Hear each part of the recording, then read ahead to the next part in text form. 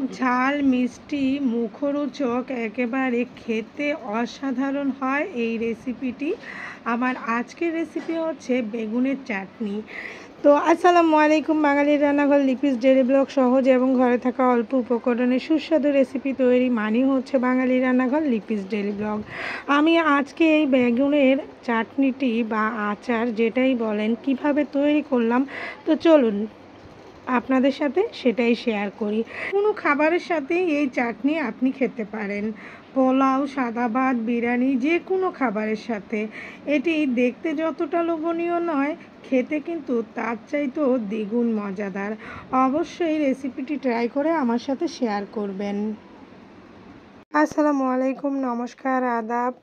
সবাইকে জানাচ্ছি বাঙালির রান্নাঘর লিপিস ডেইলি ব্লগ চ্যানেল থেকে। আমি লিপি আক্তার আবারও আপনাদের মাঝে নতুন আরেকটি ভিডিও নিয়ে চলে আসলাম। আমার আজকের রেসিপি হচ্ছে টক ঝাল মিষ্টি বেগুনের চাটনি। দেখতেই পাচ্ছেন আমি বেশ কিছু বেগুন, এখানে প্রায় 250 গ্রামের মতো বেগুন হবে, আমি একটু হলুদ লবণ মাখিয়ে তারপরে ভেজে নিচ্ছি। খুব ভালোভাবে এমনভাবে ভাজবো যে একেবারে যাতে বেগুনটা সিদ্ধ হয়ে যায়।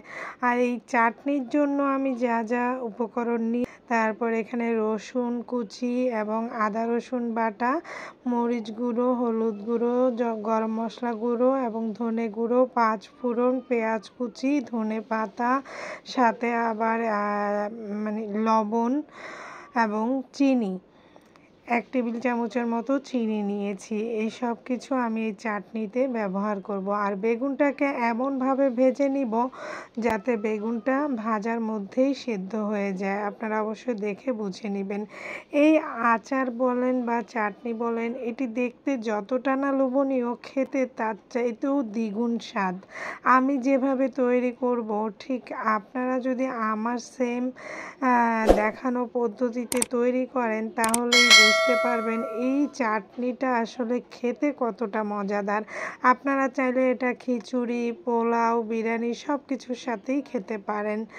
তো আমার বেগুনটা কিন্তু অলরেডি হয়ে এসেছে, বেগুনটা হয়ে গিয়েছে। এখন আমি এই বেগুনটা তুলে নিব, আর ওই তেলটার মধ্যেই কিন্তু আমি চাটনিটা করে নিব। শুরুতেই এই যে 1/2 কাপ পেঁয়াজ কুচি আমি দিয়ে দিলাম। পেঁয়াজটাকে একটু নরম করে ভেজে নিচ্ছি, দেখতে পাবেন একটু নরম করে ভেজে নিব। আর এরই মধ্যে আমি একটু কথা বলি। এই পর্যন্ত আমার ভিডিওটি যারা দেখেছেন এখনও একটি লাইক দিতে ভুলে গিয়েছেন, তাদেরকে বলবো প্লিজ একটি লাইক দিবেন, কেননা আপনার একটি লাইক আমাকে অনেকটা অনুপ্রেরণা দেয়, অনেকটা সহযোগিতা করে। দিয়ে দিলাম আমি রসুন কুচিগুলো দিয়ে একসাথে এখন ভেজে নিচ্ছি। আর যদি আপনি আমার চ্যানেলটিতে নতুন হয়ে থাকেন, অবশ্যই চ্যানেলটি সাবস্ক্রাইব করে পাশে থাকা অল বাটনটি ক্লিক করে দিবেন। অল বাটনটি ক্লিক করে দিলে আমার যে কোনো ভিডিও, যে কোনো রেসিপি যখনই আপলোড করি সবার আগে আপনার কাছে পৌঁছে যাবে। আর যারা ইউটিউবার আছেন তাদেরকে প্লিজ আমি বারবার একটা অনুরোধ করি, একটা রিকোয়েস্ট করি, আপনি যদি ফুল ভিডিওটা ওয়াচ নাও করেন, অন্তত 3 থেকে 4 মিনিট ওয়াচ করেন, যাতে আমাকে একটা ওয়াচ দেয়া হয়। আপনারা 1-2 সেকেন্ড বা 1 মিনিট সর্বোচ্চ ওয়াচ করেন, এতে কোনো ফায়দা নেই, কোনো লাভ হবে না। আপনারও কোনো লাভ নেই, আমারও কোনো লাভ নেই। তার চাইতে বরঞ্চ না করাটাই বেটার। এবার আমি এখানে শুকনো মরিচ 2টো দিয়ে দিলাম, সাথে দিয়ে দিলাম 5 ফোড়ন। তো আমার কথায় যদি ভুল ত্রুটি হয়ে থাকে অবশ্যই ক্ষমা সুন্দর দৃষ্টিতে দেখবেন।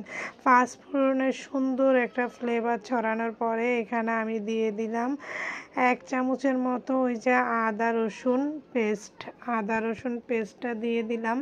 এটা দিলে আসলে চাটনিটা খেতে আরও ভালো লাগে, তাই এটা দেয়া দরকার, দেয়া উচিত, অবশ্যই দিবেন। এবার আমি গুঁড়া উপকরণগুলো দিচ্ছি, যেখানে ছিল 1/2 চামচের চাইতেও কম হলুদ গুঁড়ো, মরিচ গুঁড়ো, ধনে গুঁড়ো, গরম মশলা গুঁড়ো, প্রতিটা উপকরণই কিন্তু হাফ চামচের চাইতে কম, আর স্বাদ মতো লবণ দিয়েছি, সামান্য একটু পানি দিয়েছি, খুব ভালোভাবে কষিয়ে নিচ্ছি। এবার আপনারা অবশ্য দেখে নেবেন আমি কিভাবে এই মশলাটাকে কষিয়ে নিই। এবার আমি এখানে দিয়ে দিব ওই যে তেঁতুলের টক, যেখানে আমার বিচিগুলো শুদ্ধ আমি দিয়ে দিয়েছি। যেহেতু এই চাটনিটা টক মিষ্টি ঝাল সব মিশ্রিত, সেহেতু টকটা অবশ্যই আমি তেঁতুল দিয়েছি। আপনি চাইলে আপনার বাসায় আচার থাকলে সে আচার দিয়েও করতে পারেন।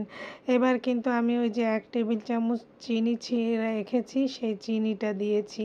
এবার কাঁচামরিচগুলোও দিয়ে দিয়েছি। সব দিয়ে খুব ভালোভাবে এই মশলাটাকে প্রপারলি কষাতে হবে, যাতে মশলার থেকে কোনো ধরনের কাঁচা স্মেল না আসে। তারপরে যখন মশলাটা থেকে তেল ছেড়ে এসেছে, এবার আমি কিন্তু বেগুনগুলো দিয়ে দিয়েছি। বেগুনটা দিয়ে এবার দেখুন আমি কিভাবে এটাকে খুব ভালোভাবে মিশিয়ে নিচ্ছি, এপিট ওপিট করে মিশিয়ে নিচ্ছি, এবং বেগুন থেকেও আস্তে আস্তে তেল ছাড়া শুরু করছে। দেখবেন এই রেসিপিটি আপনারা অবশ্যই একবার হলেও ট্রাই করবেন। আমি আশা করি আপনাদের কাছে ভালো লাগবে। এটা যে কোনো খাবারের সাথেই খেতে পারেন। তো আমার রেসিপিটি যদি আপনাদের ভালো লাগে, অবশ্যই অনুরোধ থাকবে লাইক কমেন্ট শেয়ার করে অন্যকে দেখার সুযোগ করে দিবেন। একটা লাইক একটা কমেন্ট তো করবেনই, কেননা আপনাদের কমেন্টগুলো পড়তে আমার ভালো লাগে, এবং আপনাদের সুন্দর সুন্দর কমেন্ট আমাকে অনুপ্রেরণা দেয় আরও নতুন করে নিজেকে আবিষ্কার করতে। তো এই হচ্ছে আমার চাটনির ফাইনাল লুক। আজকের মতো তাহলে এখানেই বিদায় নিচ্ছি। ভালো থাকবেন, সুস্থ থাকবেন, আল্লাহ হাফেজ।